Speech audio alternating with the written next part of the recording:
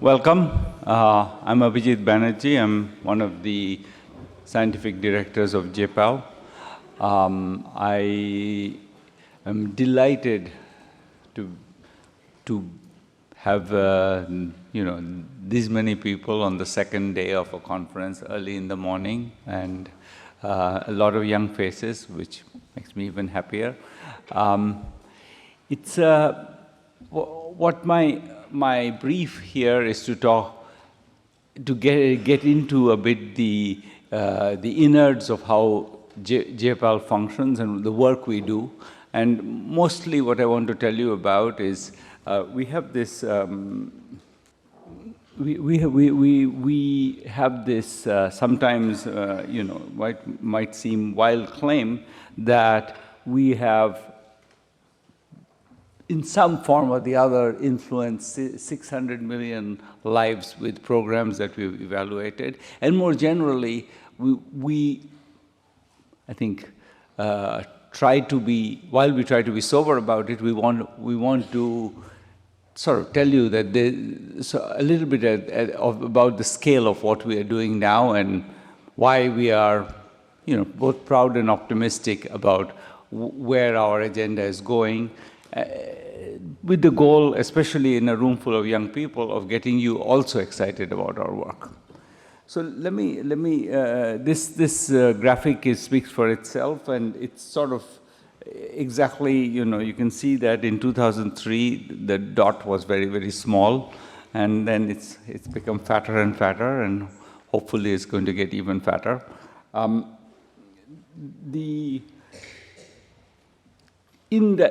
What feeds into that are randomized control trials. That's sort of our bread and butter.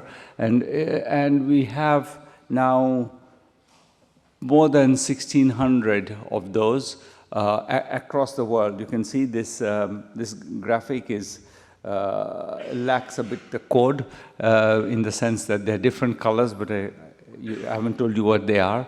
The colors represent different areas of interventions. There's finance, there is health care, there is education, there is direct social support programs, there is governance, there is study of interventions to improve private markets, business creation. There's an enormous range of things that we do, and those dots represent many of those. And you can see that they're all over the world. They're clustered a little bit in South Asia, East Africa, and in the United States. But nonetheless, if you look, and in France, if you look, they're spread quite widely all over the map. And I think but when I want to start by giving some content to the statement, what does it mean to say 600 million people have been touched by programs evaluated by us? That sentence sounds great, but what does it mean actually? So let me start with that. So this is probably one of our, one of the things we keep coming back to, many, but this is one I think we are justifiably proud of. JPAL has been partnering an Indian NGO for nearly 20 years. And the idea of what this work with Pratham constitutes is sort of captured by the title, which is Teaching at the Right Level. And it's really a series of randomized control trials. We say 6 on this slide, but inside the 6 there were actually many, meaning at each time there were several interventions, and if you take the whole envelope of those, they're more like 12 or something. And in all of those, the idea was to test out a set of pedagogical interventions that Pratham, this wonderful Indian NGO that we've worked with, have pioneered. and at the base of that, that is a experience that a lot of people working in education had to start with, which is that while there were plausible things that you could do, they didn't seem to have much effect on learning outcomes. But on the other hand, learning outcomes were rather disastrous. Just in India, about half of those in 5th grade cannot do second grade mathematics. So that's a fact that keeps coming back. And then question is, what do you do about it? And I think the series of evaluations revealed was that the curricula are often overambitious, and because they're overambitious, they kind of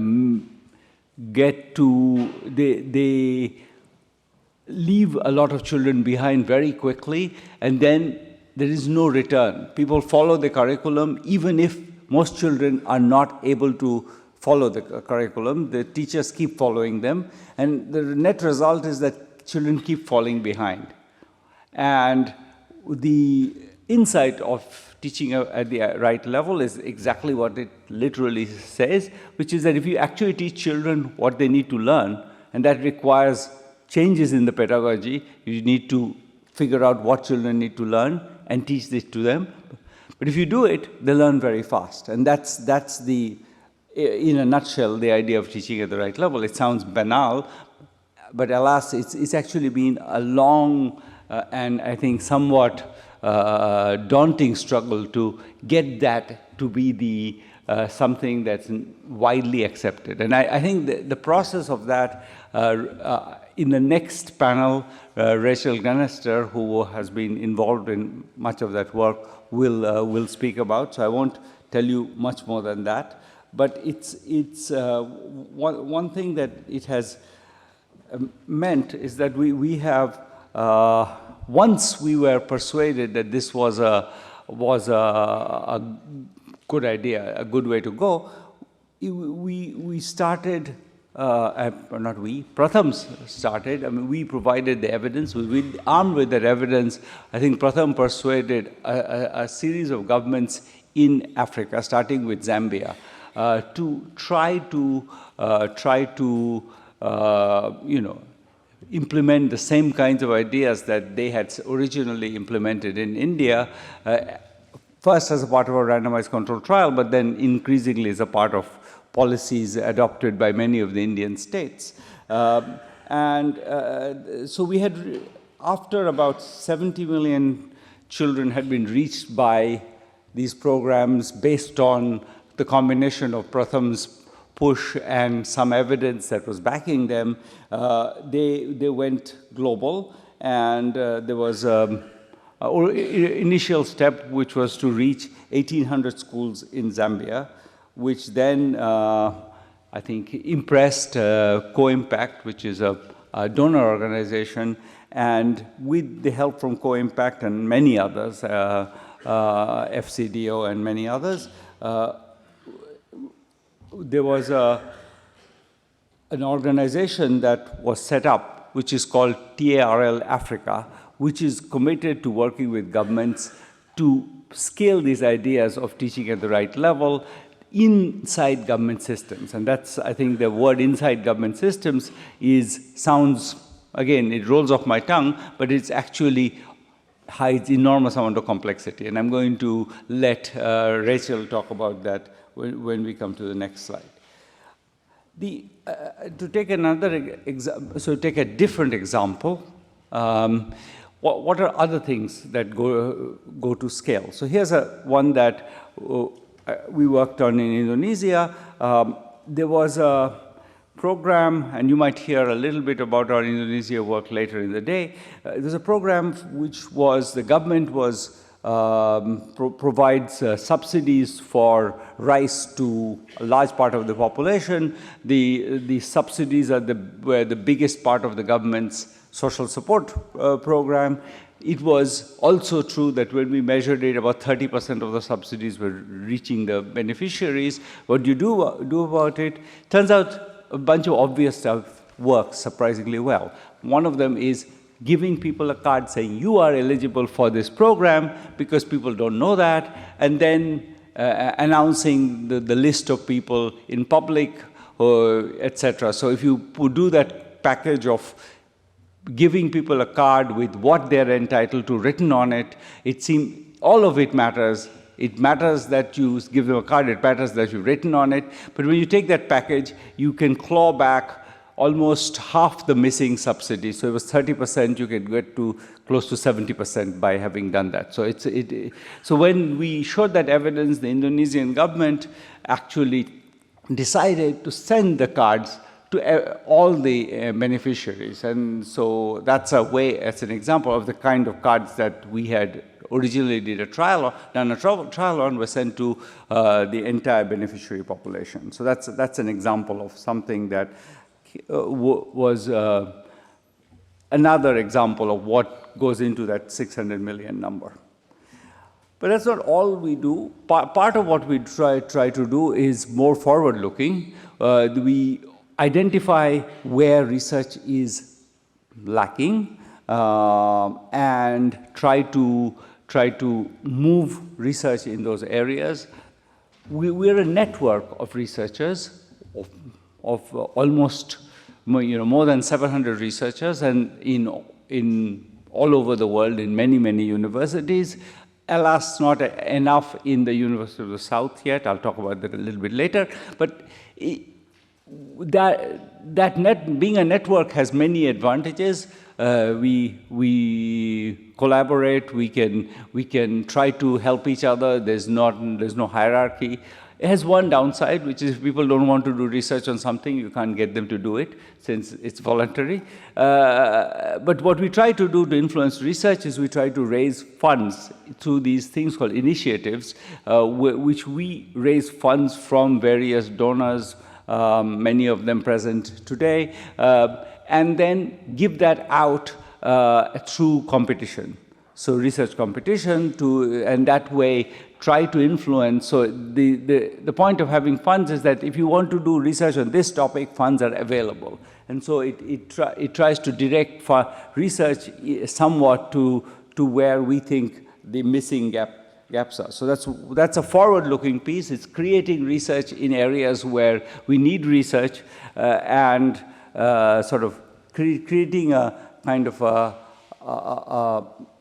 pipeline of oncoming research, which then gets scaled to policy, and then maybe can be scaled more globally. So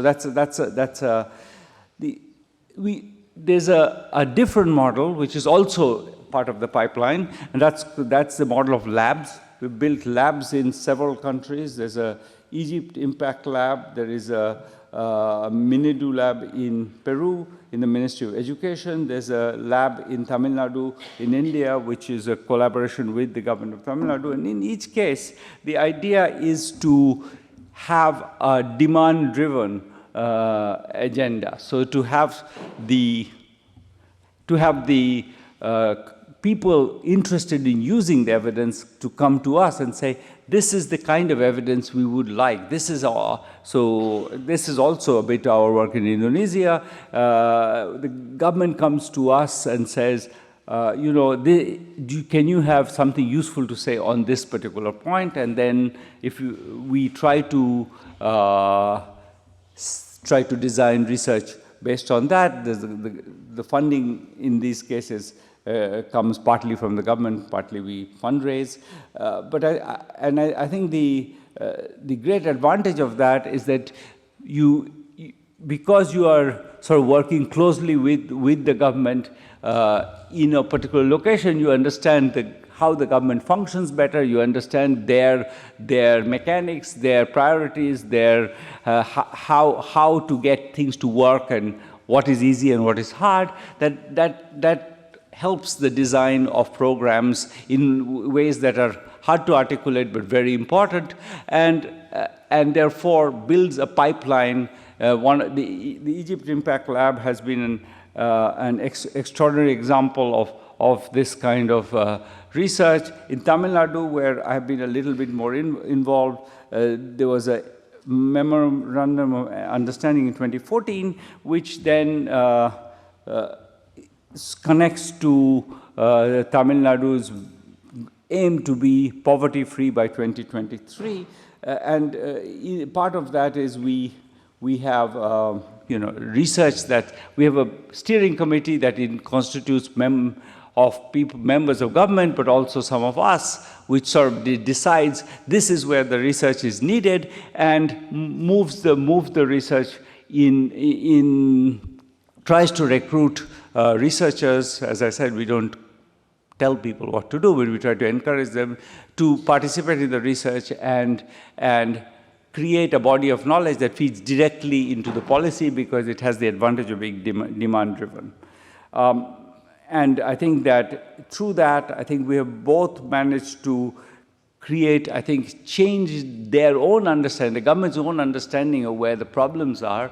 I'll give you an example. I think in India, there's a presumption, very strong presumption, that the elderly are taken care of by the families, and therefore they are fine, and they don't need other separate support. One of the insights from the research, which the government itself was surprised by, was the fact that there were very large numbers of elderly, mainly women, living alone. And they were both rather economically under pressure, but also extremely depressed, really extraordinarily depressed. And I think that's a fact that was not known, once you know those kinds of facts, you change policy because you start to see things that you never thought of. And then that's an example of working closely. Through the Egypt Impact Lab, again, we end up both and this is true in Tamil Nadu as well, we create better pipelines for data inside government.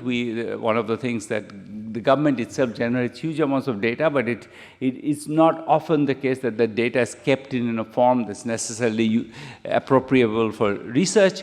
And one of the things we can do is create that and then work on various randomized controlled trials. In Egypt, there's a lot of interest in labor market work, and we've done a number of those. Again, the idea is mostly to both provide specific answers to specific questions, but also to provide, build a culture of using evidence inside government. So people get used to the fact that if you want to have a question, there's a piece of data, it is probably available in the government somewhere, but you didn't look at it. Look at it, let's try to see the data and make what we can of it. And that's one of the, I think, contributions of all these labs. Another place where we feel that it's very connected to what we do. We want, in the end, a large number of a workforce of researchers and people who work with JPAL and JPAL-like organizations, clients of evidence and users of evidence and generators of evidence. And those people are, there's not enough of them in the world, and one of the things we have done is created this micro master's program, an online master's program in data economics and development policy. This has been taken by, courses have been taken by many people. You see the graphic. 50,000 learners have participated in these online courses, and from the online courses, we actually select those who are exceptional performers and try to attract them to come and finish their masters at MIT with a physical, one semester of physical work, so a physical class, attending classes. So that it's a way to create a cohorts of really outstanding people with a strong background in the kinds of work we do.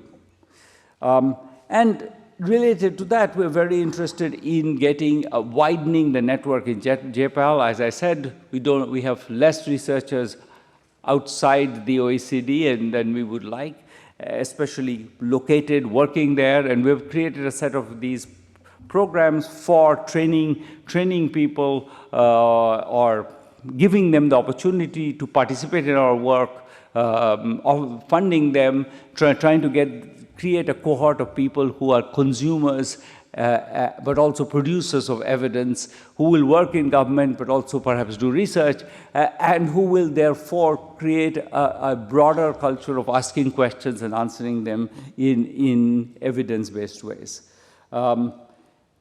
So this is, and then we also do direct trainings on the kind of work we do. They are tailored to various needs.